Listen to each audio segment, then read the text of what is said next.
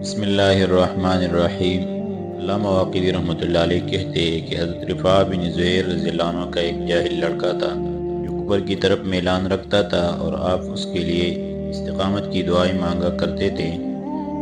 یہ بھی اس وقت آپ کے ساتھ قید تھا جب گرجا میں یہ بھی دوسرے قیدیوں کی طرح آیا اور حضرت رفاع بن زہیر رضی اللہ عنہ خوف کے ساتھ مناظرہ کرنے لگے۔ یہ آپ کا لڑکا گرجا اس کی زینت صورتوں اور صلیبوں کی طرف متوجہ ہوا اور انہیں تیز تیز نظروں سے دیکھنے لگا۔ رومیوں کی عورتوں، ان کے لباس اور خوبصورتی پر مائل ہو گیا اور انہیں دوسری نظروں سے گورنے لگا۔ آخر نہ رہا گیا اور رحمان کے ساتھ کفر کرنے کے لیے صلبان کی تقبیل کے لیے دوڑ پڑا۔ حضرت رفاع رضی اللہ عنہ نے جب اس کی یہ حرکت دیکھی تو روئے اور فرمایا کمبخت، ایمان کے بعد کافر ہو گیا، بدبخت رحمان کے دروازے سے دور ہو گیا۔ حیران درگاہ اور غافل روسیہ دروازے پر حاضر ہونے کے بعد ملک دیان سے پھر گیا اور شیطانوں کے غول میں گر گیا۔ تو نے صاحب قدرت کے ساتھ کس طرح ناسپاسی کی اور اس عالی جاہ بادشاہ کے مقابلے میں کیوں کر بے ادبی کی؟ بیٹا، میں تیرے فراق میں کبھی نہیں رو سکتا اور اس دنیا میں تجھ پر کبھی آنسو نہیں بہا سکتا، کیونکہ دنیا کا چھوڑنا یقینی ہے اور اس دار فنا کو الوداع کہنا حتمی ہے۔ البتہ عالم آخرت کی جدائی سے ضرور خلق ہے جس کے راستہ محرک کا تشنے حلق ہے۔ میں اس وقت اور راستہ پر چلوں گا اور تو اور طریق میں ہوگا، میں اور گروہ میں ہوگا اور تو اور فریق میں ہوگا۔ تو ابلیس کے گروہ کی طرف جائے گا، تیرا حشر پادریوں اور رہبانوں کے ساتھ ہوگا، تو دوزخ کے چھٹے طبقے میں گرے گا اور وہی ہمیشہ کے لیے جلے گا۔ میں محمد صلی اللہ علیہ وسلم کے ساتھ ایسے گھر میں جس میں حور اور لازوال نعمتیں ہوگی جاؤ گا اور انشاءاللہ وہی کے فواکات کہوں گا۔ بیٹے، آخرت کی زندگانی پر دنیا کو اختیار نہ کر اور دیکھ اپنے افعال سے مجھ رسوا پیش اعتبار نہ کر۔ بیٹے، جب تو نے عالم الغیب کے ساتھ کفر کر لیا تو اپنے باپ کے بڑھاپے کو رسوا کر دیا۔ بیٹا میری، جو تیرے ساتھ امیدیں تھی وہ خاک میں مل گئی اور جو آرزوئیں تھی وہ کفر کی آگ میں جل گئی۔ بیٹا، تیرا دل محمد صلی اللہ علیہ وسلم کے بعد سے کس طرح خوش ہو گیا اور ان سے کیوں کر ناخوش ہو گیا؟ بل کس سے شفاعت طلب کرے گا جبکہ مولا کریم تجھ پر غضب کرے گا؟ اس کے بعد آپ نے چند واعظ کے طور پر اشعار پڑھے۔ بیٹا، تجھے دنیا نے دھوکہ دے دیا اور تم نے علیم کے ساتھ کفر کیا۔ بیٹا، تو نعیم میں ہونے کے بعد شقاوت کی طرف چلا گیا۔ بیٹا، کیا تو دوزخ کے عذاب سے نہیں ڈرتا؟ کیا تو قیامت میں محمد صلی اللہ علیہ وسلم سے نہیں شرمائے گا؟ کیا تو یہ نہیں جانتا کہ تیرا باپ تیرے کفر کی وجہ سے کل کو غم و انداز کے ہجوم میں ہوگا؟ جب اللہ تعالیٰ قیامت میں تجھے پکاریں گے، کہا بھاگے گا اور یہ کہیں گے کہ میرے بندے، کیا تو نے واحد اور صمد کے ساتھ کفر کیا؟ بیٹا، تو نہایت بے آرامی میں ہوگا اور تیرا باپ اعلیٰ علیین میں مقیم ہوگا۔ بیٹا، کیا تو اس زمانے کو بھول گیا جب دودھ پلاتے وقت میں تجھ سے محبت کیا کرتا تھا؟ یاد رکھ، تجھے ایک ایسی پردہ نے ڈھانپ لیا ہے کہ اس سے تیری خلاصی مشکل ہے۔ واقعی رحمۃ اللہ علیہ کہتے ہیں کہ آپ کے بیٹے نے آپ کو جواب دیا کہ تمہارے لڑکے پر اب دروازہ بند ہو گیا اور پردہ ڈال دیا گیا ہے۔ خوب نے اس کی ہتھکڑی کاٹ دینے کا حکم دیا اور کہا کہ اسے مائع معمودیہ سے نہلایا جائے۔ چنانچہ اس میں اسے غسل دیا گیا۔ پادری اور رہبان اس کے گر ہوئے اسے دھونے دیے اور اسے خصیمہ دینے کے بعد والیان ریاست اور افسرانی فوج کی طرف سے خلعت پیش کی گئی۔ خوب نے سواری کے لیے ایک گھوڑا، خوبصورت عورت اور رہنوں کو ایک مکان دیا اور بادشاہ نے جبیل بن اہم غسانی کی فوج میں اسے بھرتی کر دیا۔ اس کے بعد پوف دوسرے مسلمانوں کی طرف متوجہ ہو کر کہنے لگا، جیسا کہ تمہارے اس ساتھی نے ہمارا دین قبول کر لیا ہے، تم بھی اگر قبول کر لو تو تمہیں کیا چیز مانی ہو سکتی ہے؟ اس دین میں آ کر تم دنیا کی نعمتوں اور عقل کی خوشنودی حاصل کر سکتے ہو۔ رسول اللہ صلی اللہ علیہ وسلم کے غلاموں نے کہا، ہمارے دین کی صداقت و حقیقت اور ہمارے عقیدے اور یقین کی پختگی اور ثبات ہمیں مانی ہے کہ ہم کسی دوسرے مذہب میں داخل ہوں۔ ہم ان لوگوں میں نہیں ہیں جو ایمان کو کفر سے اور صداقت کو ضلالت سے بدل لیتے ہیں، بلکہ ہم وہ ہے کہ تلواروں کے سائے میں اپنے ایمان کی حرارت کو سرد نہیں ہونے دیتے، اور ٹکڑے ٹکڑے ہو جائے۔ خوب نے کہا، تمہیں مسیح نے اپنے دروازے سے دھکے دے دیے اور اپنے جناب سے اعلیٰ ہلا اور دور پھینک دیا ہے۔ حضرت رفاع رضی اللہ عنہ نے فرمایا، اسے اللہ جل جلالہ ہی خوب جانتے ہیں اور اچھی طرح پہچانتے ہیں کہ ہم اور تم میں کون راندہ درگاہ اور کون مقبول بارگاہ ہے۔ خدا کی قسم، جناب مسیح علیہ السلام تم سے بری اور بیزار ہے اور تم ان کے راستہ سے بالکل علیحدہ، ان پر جھوٹی تہمتیں تراشنے والے ہوں۔ اللہ غالب و بزرگ و برتر کے سامنے میدان قیامت میں وہ تمہارے دشمن ہوگے، کیونکہ وہ نہایت معظم بندے تھے۔ اللہ تعالیٰ نے انہیں تمہارے پاس تمہاری ہدایت کے لیے بھیجا تھا، مگر تم نے ان کی مخالفت کی، ان کی شریعت کو بدل ڈالا، اور جو کچھ وہ لے کر آئے تھے اسے تم نے مطلق نہ سمجھا۔ ہمارے نزدیک تم اپنے جہل کی وجہ سے گمراہ ہوا، امر واقع کے خلاف کہنے کی بدولت مسیح علیہ السلام پر ظلم کرتے ہو۔ اللہ پاک ارشاد فرماتے ہیں والکافرون هم الظالمون۔ ہرقل نے آپ کو مخاطب کر کے کہا، یا شیخ سلسلے کلام کو تولنے دیجیے اور بات مختصر کیجیے۔ اللہ تعالیٰ اپنے بندوں کے حال بخوبی جانتے ہیں، مناظروں کو بہت گنجائش ہے، نہ ہم آپ کو اپنا سمجھتے ہیں نہ آپ ہمیں۔ اس کے بعد کہا، میں نے سنا ہے کہ تمہارے خلیفہ اور سردار پیون کا کپڑا پہنتے ہیں، حالانکہ ہمارا مال اور خزانہ اس قدر ان کے پاس پہنچا ہے کہ جو دائرۂ حساب میں نہیں آ سکتے۔ اگر وہ شاہانہ لباس پہنے اور اس میں تکلفات پیدا کرے تو انہیں کیا چیز مانی ہو سکتی ہے؟ آپ نے فرمایا طلب آخرت اور اپنے مولا کریم کا خوف انہیں یہ آرائش نہیں کرنے دیتا۔ ہرقل نے کہا، ان کا دارالامارات کیسا بنا ہوا ہے؟ آپ نے فرمایا کچی مٹی کا۔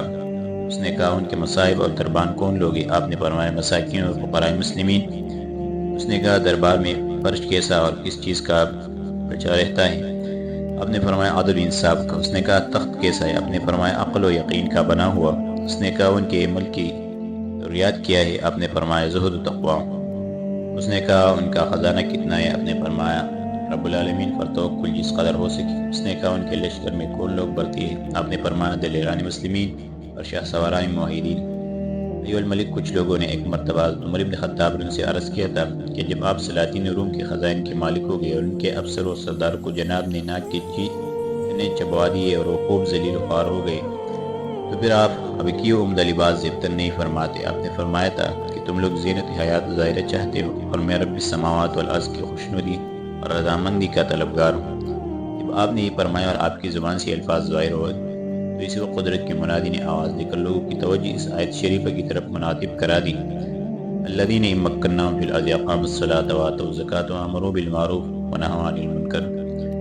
ایسے لوگ ہیں کہ اگر ہم انہیں زمین میں قدرت دے دے تو نماز کو قائم رکھ کر زکوٰۃ ادا کرتے رہے، نیک کاموں کا حکم دے اور بری باتوں سے روکے۔ کہتے ہیں کہ اس کے بعد ہرقل نے قیدیوں کے متعلق یہ حکم دیا کہ وہ اسی کنیسے میں قید رکھے جائیں۔ یہ کہہ کر وہ لشکر کی طرف چلا تاکہ خیموں کو دیکھے کہ کس طرح لگائے گئے ہیں۔ چنانچہ لشکر میں اور اس نے دیکھا کہ اس کے خیمہ کے گرد افسران فوج کے ڈیرہ جات نصب ہے اور ہر ڈیرے اور خیمے کے مقابلے میں لکڑی کا ایک ایک کنیسہ جن پر سونے کا کام بنا ہوا ہے بنائے گئے ہیں۔ گھنٹے اور ناقوس ان کے دروازوں پر آویزاں ہے اور ان کی خوب زیب و زینت کی گئی ہے۔ کہتے ہیں کہ یہ لکڑی کے کنیسے جن میں یہ رومی ناقوس بجایا کرتے اور فخر کیا کرتے تھے بنے بنائے موجود رہتے تھے اور سفر کے اندر لشکروں میں رہا کرتے تھے۔ بادشاہ نے تمام لشکر کا ایک چکر لگایا اور اس کا معائنہ کر کے چاہا کہ میں شہر میں لوٹ جاؤں، مگر اس وقت گھوڑے سر پر ڈالے اس کے پاس چند سوار آئے۔ اخوان ریاست اور درباریوں نے ان سے دریافت کیا کہ کیا ہوا؟ انہوں نے کہا عرب جسر عدید تک آ گئے ہیں اور اس پر ان کا قبضہ ہو گیا ہے۔ تاریخ بیان کی بادشاہ کو زوال سلطنت کا اس وقت یقین ہو گیا اور اس نے سمجھ لیا کہ اب میری سلطنت اور بادشاہت کا قائم رہنا مشکل ہے۔ اس نے ان سواروں سے کہا 300 بہادر سپاہی اس پر متعین ہیں، پھر عربوں کا قبضہ اس پر کس طرح ہو گیا؟ اس نے کہا ایو الملک، ملک برجوں پر جو سردار مقرر ہے خود اس نے ان کے سپرد کر دیا ہے۔ فقیر رحمۃ اللہ علیہ کہتے اس نے اتفاق یہ ہوا اور اللہ پاک تبارک و تعالی نے مسلمانوں کے ساتھ یہ احسان فرمایا کہ بادشاہ کا دربار لشکر میں گشت کرنے اور برجوں میں جو فوج متعین تھی اسے تاکید کرنے پل تک جو روزانہ آیا کرتا تھا۔ وہ ایک دن حسب معمول جب آیا تو اس نے اپنی فوج کے آدمیوں کو شراب کے نشے میں مغفور پایا اور دیکھا کہ وہ فہرست سے قابل پڑے سو رہے۔ اس نے فوج کے ہر دستہ کے افسر کو متنبہ کیا اور 50 کوڑے مار دیے۔ فوج کے کرنل یا سردار کو قتل کرنے کا ارادہ کیا، مگر پھر بادشاہ کے خوف نے اپنے حزم احتیاط کی وجہ سے چھوڑ دیا اور بادشاہ کو اس کی آ کے خبر کر دی۔ فوج کے افسروں کے دل میں یہ کہنے سے بیٹھ گیا مگر خاموش رہے۔ حضرت قناع رحمۃ اللہ علیہ جب کسی روز یہاں اس نیت سے تشریف لائے کہ میں اس بل کے متعلق کیا تدبیر اور دعا کر سکتا ہوں تو انہیں پتہ چلا کہ افسر بادشاہ کی فلاں مصائب سے ناراض ہے۔ اپنے ان سے اس کی وجہ دریافت فرمائی مگر انہوں نے بالکل اس کا انکار کر دیا۔ آپ نے اصرار کیا اور فرمایا مجھے تم اپنے بیت سے ضرور آگاہ کرو۔ انہوں نے کہا کہ آپ ہمیں اپنی طرف سے امان دیتے؟ آپ نے فرمایا ہاں امان ہے۔ انہوں نے کہا ہمارا ارادہ ہے کہ ہم اس پل کو عربوں کے سپرد کر دیں۔ آپ کو ان کے قول کی جب پوری طرح تصدیق ہوگی کہ یہ سچی دل سے کہہ رہے تو آپ نے فرمایا اب تم کیا چاہتے ہو؟ انہوں نے کہا مسلمانوں سے امان لینا۔ آپ آپ نے فرمایا ان کے سردار کے پاس ایک خط لکھ دوں گا کہ وہ تمہیں امان دے دیں، میری رائے میں اگر تم ان کے دین میں بھی داخل ہو جاؤ تو بہت بہتر ہے۔ انہوں نے کہا آپ ان کے دین میں داخل ہو کر پھر کیوں ان سے پھر گئے؟ آپ نے فرمایا حاشا للہ، میں ان کے مذہب سے نہیں پھرا، بلکہ اس مصلحت سے آیا ہوا ہوں کہ کسی ہیلہ سے یہ ابتوا کیا کہ ان کے سپر کر دوں۔ انہیں جب اس کی تصدیق ہو گئی کہ یہ مسلمان ہے اور ہم تو بالکل سچ کہہ رہے ہیں، انہوں نے کہا یہ پھول ہم انہیں سپر کر دیں گے۔ جب اس رائے پر سب متفق ہو گئے تو انہوں نے اپنی اس رائے کو پوشیدہ رکھا، اور جب مسلمان آگے بڑھے تو اس فوج کا افسر چپکے مسلمانوں کے لشکر میں گیا اور حضرت یوحنا رحمۃ اللہ کا خط دکھلا کر اپنی فوج کے لیے امان مانگنے لگا۔ مسلمان یہ دیکھ کر کہ بغیر جنگ کے پھول ہاتھ آتا ہی خوش ہوئے اور امان دے دی۔ مسلمانوں کا لشکر آگے بڑھا، اس متعینہ فوج نے پھول کے اس دروازے کو ان کے لیے کھول دیا اور مسلمان اس میں داخل ہو گئے۔ جب یہ خبر ہرقل کے پاس وہ چند سوار لے کر پہنچے تو اس نے فوج کو تیاری کا حکم دیا اور یہ اپنے خیمہ میں داخل ہو گیا۔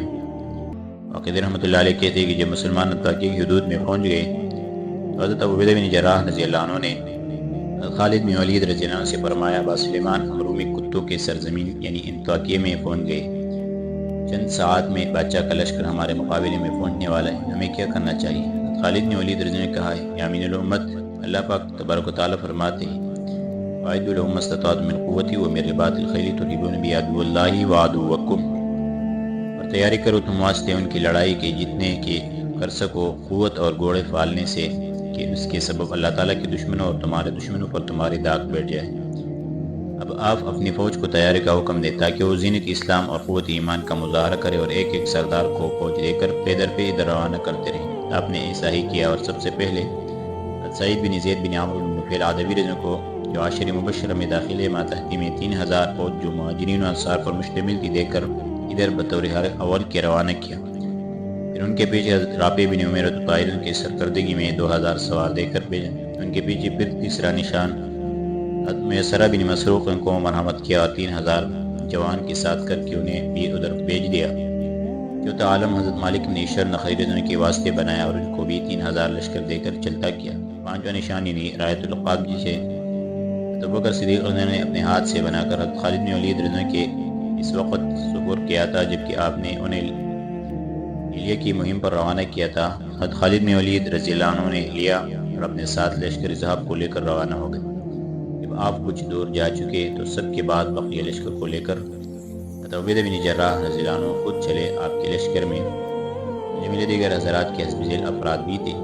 عمرو بن مادی کرب زبیری، القلیہ ہمیری، عبد الرحمن بن بکر صدیق، عبداللہ بن عمر بن خطاب، ابان بن عثمان بن عفان، فضل بن عباس، ابو سفیان، صخر بن حرب، راشد بن زمرہ، سعید بن رافع، زید بن عمر، رافع بن سہیل، زید بن عامر، عبداللہ بن زفیر، عبید بن عوس، ابو لبابہ بن منذر، عوف بن سعیدہ، عباس بن قیس، عبید بن علی، دافع بن انجدہ، عبداللہ بن قرحہ ازدی، توحید بن ابی العون، مہاجر بن اوس، کعب بن زمرہ، مسعود بن عون اور انہی جیسے حضرات رضی اللہ عنہ۔ ان کے پیچھے وہ خواتین تھی جن کے احباب قید میں تھے جیسے خولہ بنت عزور رضی اللہ عنہ، فیرہ بنت غفار، مزروعہ بن املق، ام ابان بنت عتبہ رضی اللہ عنہ، مگر ان سب میں غمگین حضرت خولہ بنت عزور رضی اللہ عنہ تھی۔ اس کے بعد کیا ہوا انشاءاللہ آگے درس میں ذکر کریں گے۔